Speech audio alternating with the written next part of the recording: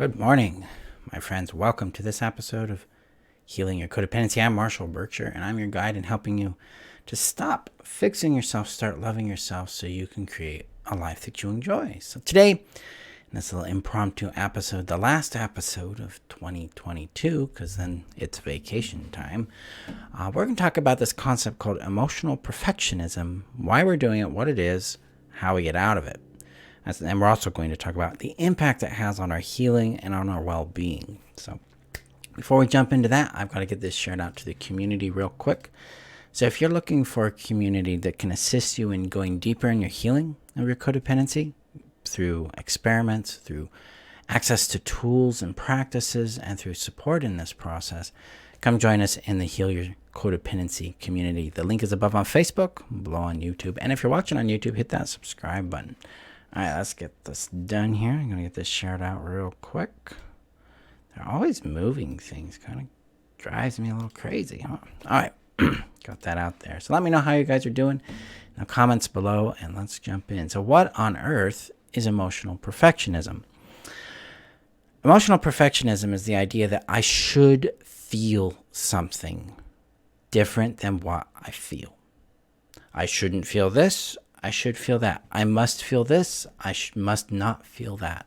I have to get to this emotional state, and I have to avoid that emotional state. These are ways in which we are trying to force emotional conditions on ourselves so that we can show up in a way that's likely emotionally pleasing to someone else, or that we think this emotional state is necessary for us to get from A to B. So we think that outcome A requires us to feel a certain way. We're going to try to force ourselves to feel that way so we can accomplish that outcome. These are ways that we express emotional perfectionism. I have to feel a certain way to get what I want or avoid a certain thing in my world. Good morning, Diane. Are you doing this in your world? Are you doing this in your life where you're like, I shouldn't feel this. I should feel differently now, or I should feel this way about it or that way about it? Because if you are, you're applying this kind of emotional force to your world that's actually inhibiting your ability to heal. Because emotional perfectionism is a disconnection from our lived reality, from our true emotional experience. And real healing requires us to actually move into an embrace of our emotional experience. It requires us to understand it, to acknowledge it. Hey, I notice I'm feeling this way in response or reaction to this thing. And then come into an awareness of it. I acknowledge that it's here. I acknowledge how it feels, what the sensations are, where they are in my body. What are the characteristics of the sensation? Is it heavy? Is it light? Is it hot? Is it cold? Does it bring a color to mind? Does it have a sense of shape? Location, a sense of density. We can even become more in tune with it by acknowledging what it's trying to tell us. And the emotion is saying, I'm scared, I need protection, or I don't like this thing, I want something different.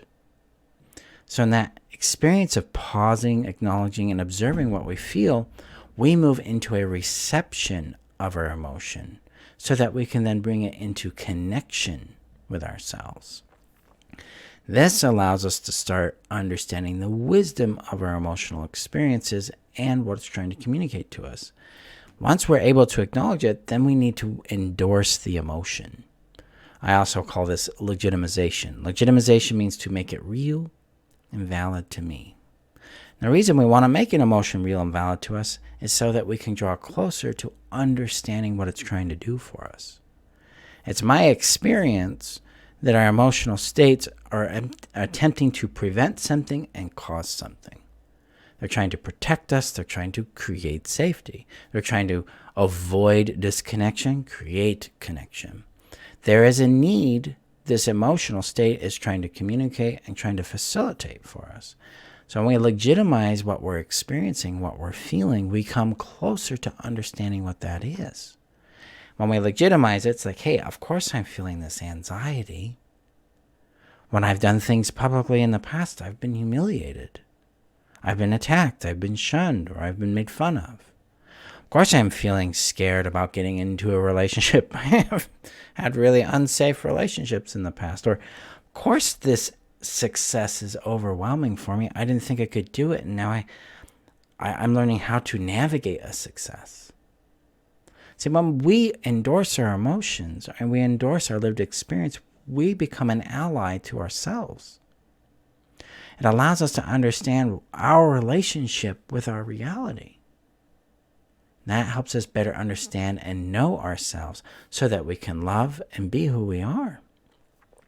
And when we do this process of acknowledgement and legitimization, we start a third step called integration. So when I do a legitimization, like, oh yeah, of course I feel anxious about doing a video on Facebook Live. I've got people paying attention. What if I screw up? That would be scary. Immediately I start to actually relax. And I'm like, I can kind of be me. I don't have to be perfect at this. In fact, I can have some fun with it. That shift right there is an integration. I pause, acknowledge, and observe the shift, which allows my body to adapt to the situation from a different emotional perspective. I didn't actually have to force anything. All I had to do was love and care about what I was feeling. And that allowed space to emerge, and I got to have a different experience there with that. So Diane shares, I think about my perfect response of saying, I'm good when I'm asked how I am, no matter how I feel. Boom. Right. Yeah, I'm good. I don't want to, upset someone else, or I want to avoid uncomfortable conversations. And I mean, sometimes the I'm good response is an appropriate one depending on the context too. Like if I'm at Walmart and someone's like, how are you? And I'm like having the worst day of my life.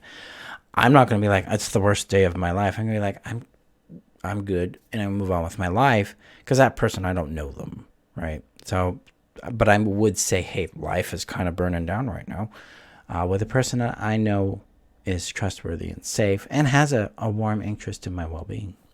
So yeah, it's about being honest, it's about being human, but it's also being in connection with ourselves, being warm to ourselves, being our own ally, our own parent, our own emotional shelter. This doesn't exclude co-regulation. It doesn't exclude shelter provided by others.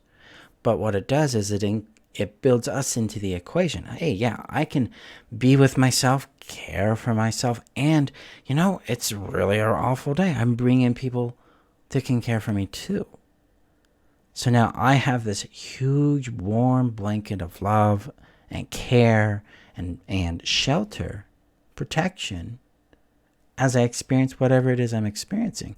This doesn't just pertain to those painful emotions. It pertains to the pleasurable emotions of joy and fulfillment and success, or just, elation or rest or peace. I can acknowledge those too. There's been a number of times this year where my body's like, wow, we're really just enjoying this. It's really peaceful. And a part of me was like, nope, we got to do more things. We got to put more out there. We got to do this. A lot of pressure started coming in. So in this model of, if emotional perfectionism would mean I would try to eliminate the forceful voice and try to maximize the peace, at least in my approach to emotional perfectionism, that's what I'd be doing. What I actually do in this is I endorse both of them. Of course, I'm feeling peace and joy or some playfulness here. Things are going well. I've accomplished things that matter to me. I'm healthy. I'm fortunate. I'm grateful. And there's a part of me that's really scared that it doesn't get to keep this, that this is going to go away, and it's trying to control it and try to maintain it and try to make it persist, which would be that part like, we got to do more or we're going to lose all this. Of course I fear that. I've lost these things before. So I bring it all in. There's nothing that requires any kind of condemnation or judgment. It's there because it's trying to do something for us. This builds on this concept I teach in the codependency healing system called the innate legitimacy. If I'm experiencing it, it's innate, it's real, it's valid, and it serves a purpose. I'm going to find out what that purpose is by inquiring about what it's trying to do for me. My friends, emotional perfectionism traps us in our healing. We're not able to access what we feel. We're not able to process what it's trying to communicate to us. Instead, we try to force an outcome, which actually inhibits our ability to heal and grow. Because healing is an organic experience. It's not a destination. It's like, okay, well, I've got anxiety. Destination should be peace. I don't know that. My brain says it should be that way because that's what I'm really looking for. But what I've actually discovered, because anxiety has been a constant in my world for years and years, and it's what I grew up with. And as I have healed and grown, my anxiety didn't turn to peace. It turned to confidence for me. But I only discovered that by going, well, I'm having this anxious moment. What is it trying to tell me? What can I do for me in this to help nurture and care for me? And then confidence emerges, and then peace emerges. When we approach our healing with curiosity and a willingness to acknowledge and legitimize and integrate what shows up, we're actually learning how to dance with ourselves. We're learning our own rhythm. We're learning our own emotional or somatic language. We're learning our own relationship with life and how we can nurture ourselves through our life and through our experiences. That's real healing, because that's where we eventually are able to quickly cultivate what we're looking for by caring for where we're at first. So, my friends, take this into your daily life. Let's see what you discover as you acknowledge and legitimize and integrate the emotional experiences you have. Let's see how it shifts your healing. Let's see what it does in your relationships with healthy and safe attachment, with what it does with the things you desire in your life. You may find out the things you thought you should want and should feel aren't things you actually want. They might actually discover something bigger there, which has been a frequent thing for me in my world over the past year. So thank you again for being here, guys. Thank you for allowing me to impact your world with my work.